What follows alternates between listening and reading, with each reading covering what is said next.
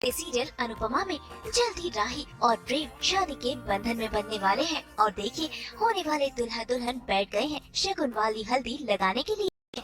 परिवार वाले एक एक कर आकर इन दोनों को हल्दी लगा रहे हैं और इन दोनों के चेहरे की खुशी आज देखने लायक है। लेकिन इन खुशियों पर ब्रेक तब लग जाता है जब हल्दी की रस्म में पहुंच जाते हैं राही के असली पापा यानी कि संपत, जो आते ही शुरू कर देते हैं तमाशा। भाई देखिए कैसे एक एक कर वो राही की मम्मी माया अनुपमा और अनुज की पोल खोल कर रहे हैं। उसने तो यहाँ ये भी बता दिया कि माया यानी कि राही की असली माँ एक बार डांसर थी, जिस वजह से मोटी बा का गुस्सा आज 7वें आसमान पर पहुँच गया है और वो राही को ही खरी खोटी सुना रही है और उसके कैरेक्टर पर उठा रही है सवाल। ये क्या बकवास है? कौन है ये आदमी? किसने आने दिया इसे अंदर? सिक्योरिटी! Yes ma'am. सो रहे हो तुम लोग? अनुज जी ने और अनुपमा जी ने मेरी बेटी को खो दिया। इसका मतलब ये तो नहीं कि मेरी बेटी नहीं रही। ये मेरा खून है, मेरी सगी बेटी है ये। और अपनी बेटी का समाधान मैं कैसे छोड़ दूं? बेटा बहुत दूर की बात है।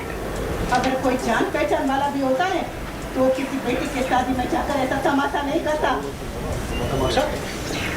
मैं कहाँ तमाशा कर रहा था? निकल जाओ। मैं कहीं नहीं जाऊँगा। अपनी बेटी की शादी देखे बिना मैं यहाँ से हिलने भी नहीं वाला। चाहते हो या सिक्योरिटी बुलवा, इतने बड़े खानदान की बहू बनने वाला, उससे बड़ी खुशी की बात पता है?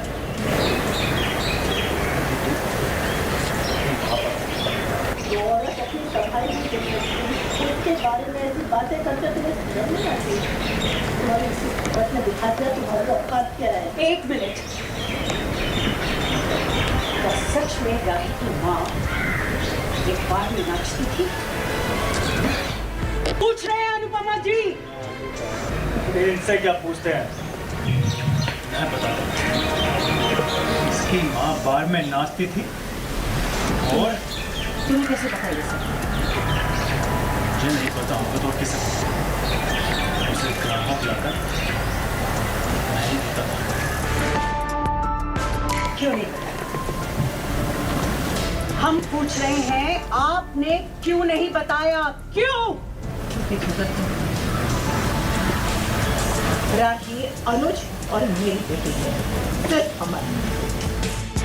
ऐसे में अनुपमा बनी है अपनी बेटी राही की ढाल और देखिए कैसे मोटिबा और संपत के सवालों का जवाब दे रही है अनुपमा, उसे डिफेंड कर रही है। इतना ही नहीं, वो तो संपत को भी गलत ठहरा रही है क्योंकि जो संपत कह रहा है उसके कड़वे बोल राही और प्रेम की शादी तोड़ सकते हैं।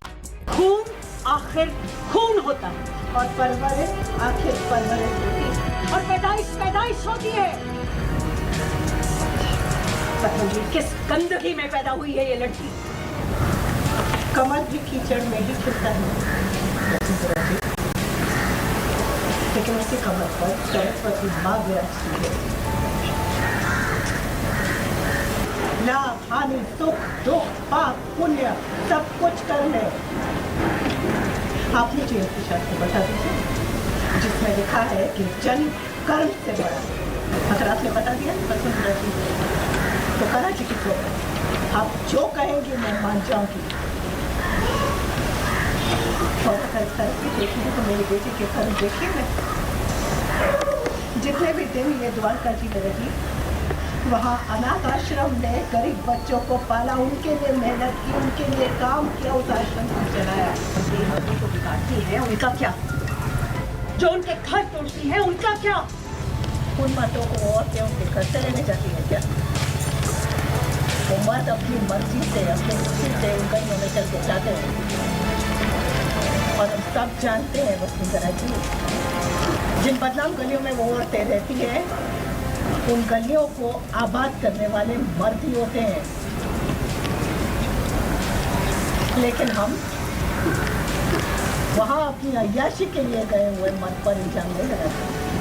सारा का सारा दोष औरत के सर पे मर्द देते हैं। आप लोग का तो हीरो का बिजनेस, पर कभी वो हीरो के खदान को जाके देखा है जहाँ से हीरो निकलते हैं? मजदूरों को देखा है? आपने तो देखा ही होगा ना।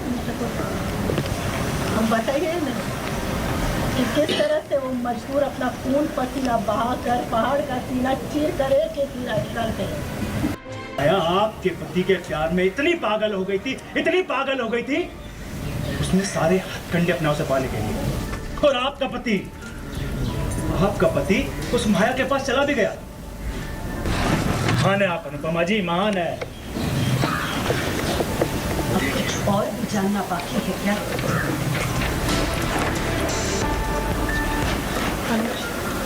माया के पीछे में वो अपनी छोटी के लिए मुंबई गए। हमारी छोटी में उनकी जान बच गई थी और माया इसे लेकर चली गई थी। कॉलेज के बिना नहीं रह पाए थे, इसलिए वो इसके पीछे पीछे मुंबई चले गए थे। अरे भाई, आपको अपने पति की बेवफाई छुपानी है तो शौक से छुपाइए ना। लेकिन मैं अपनी पत्नी की रग रग से वाकिफ हूँ। याद है ना मुझ और माया का वो जबरदस्त चक्कर।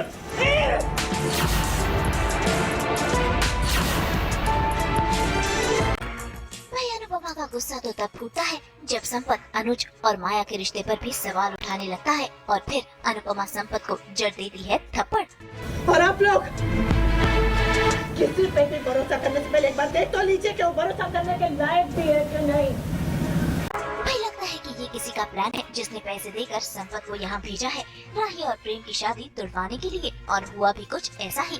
मोटी बा ने साफ मना कर दिया राही को इस घर की बहू बनाने के लिए। और ऐसे में देखिए अनुपमा भी अपनी बेटी राही को लेकर वहाँ से निकल गई। कौन क्या था, क्यों था, किस लिए था, राही की माँ ने कितना बड़ा त्याग किया, वो बार में नाचती थी, वो कितनी महान थी, ये सब दुनिया नहीं देखेगी।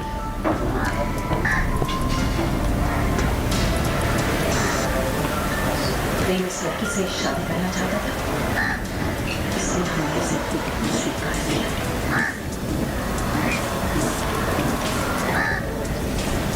अब हम प्रेम की भी आप लोग खुले विचार वाले मॉडर्न लोग हो सकते हैं, लेकिन हमारे लिए नाम, खून, खानदान, मान, मर्यादा ये सब मायने रखता है। और इस लड़की का खून भी गंदा है और इसकी परवरिश भी खोटी है। इसलिए ये लड़की कोठारी खानदान की बहू नहीं बन सकती।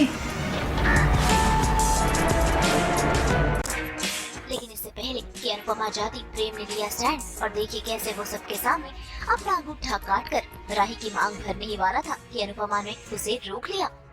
I don't care राही का पास, खून, नाम क्या है। मुझे ये पता है कि मैं उससे प्यार करता हूँ और मैं उसी से शादी करूंगा, अभी इसी वक्त करूंगा।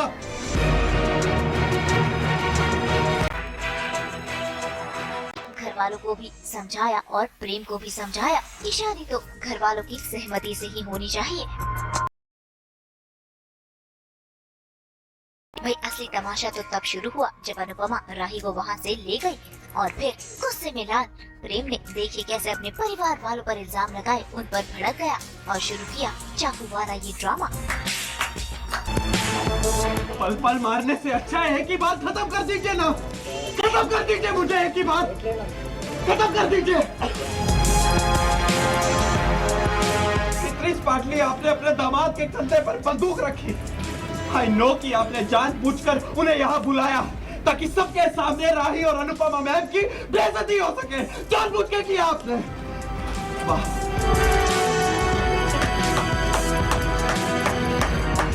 बीच में मत बोल वरना चीर दूंगा। मिस्टर कोठारी, आज कोई कुछ नहीं बोलेगा। जिसने जो बोलना था सब बोल दिया, अब मैं बोलूंगा। अब लोगों को जो करना था आपने कर दिया, अब मेरी बारी। Just wait. अब देखना होगा कि क्या प्रेम और राही की शादी हो पाती है या फिर इस शादी में आएगा कोई नया ट्विस्ट।